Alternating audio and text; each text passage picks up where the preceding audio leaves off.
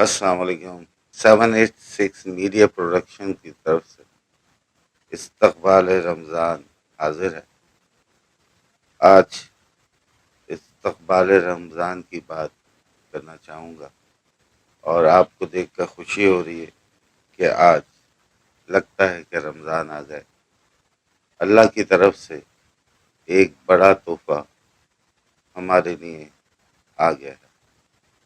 اللہ کا شکر ہے کہ ہم اس رمضان میں انشاءاللہ تعالی خوب عبادت کریں گے اللہ کی، اور ان کے قریب ہوں گے۔ رمضان سے پہلے رجب، شعبان، پھر رمضان آتا ہے۔ بڑے عالم دین کہتے ہیں کہ رجب میں آپ رمضان کی تیاری شروع کریں، رجب میں آپ بیج بوئیں، شعبان میں اس کی کیئر کریں، اور رمضان میں روزے رکھیں بغیر کسی حاجت کے۔ پہلے سے یہ ساری ٹرائیاں انسان کو کر لینی چاہیے رمضان سے پہلے، تاکہ رمضان اچھا گزار سکے۔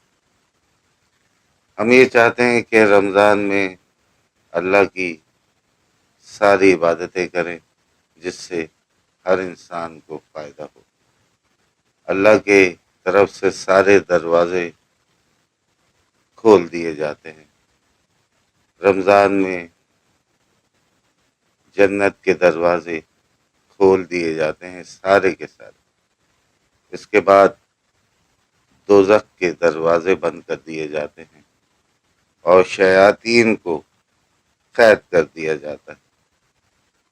اللہ نے ہمیں بہت انعام دیا ہے رمضان کی صورت میں، وہی ہمارا رب ذوالجلال ہے، اور اس نے ایسے موقع دیے ہیں ہمیں جس سے ہمیں فائدہ ہو سکے۔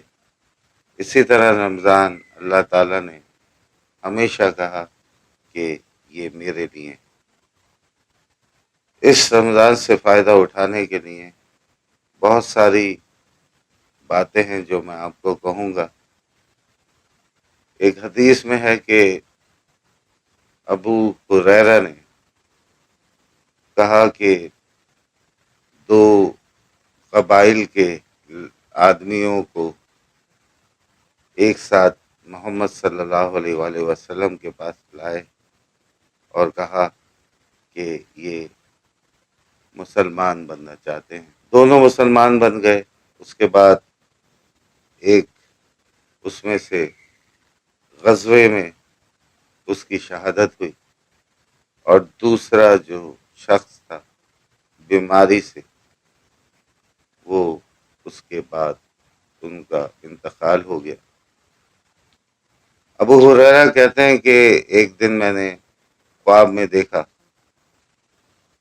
جو شہید شخص تھا اس سے پہلے جو ان کے بعد انتقال کر چکا، تو میں نے دیکھا کہ جو شہید شخص تھا جنت میں بعد میں داخل ہوا، اور ان کے بعد دوسرا شخص جو بیماری کی صورت میں ہلاک ہوا تھا وہ بھی پہلے جنت میں گیا۔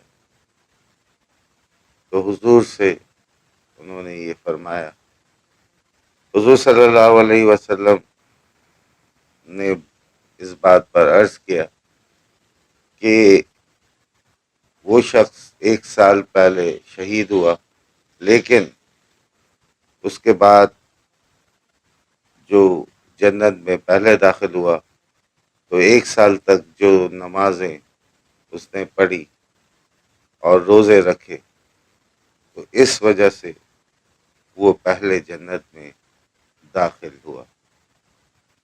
اللہ تعالیٰ جو بھی کرتا ہے بہترین طور پر کرتا ہے۔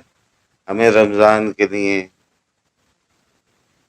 فل تیار ہونا ہے کہ اللہ کے لیے عبادت کی جائے، تاکہ ہمارے پچھلے سال کے سارے گناہ معاف کر دیے جائیں، اور رمضان ختم ہونے کے بعد ہمیں محسوس ہو کہ ہم بالکل گناہوں سے پاک ہو گئے۔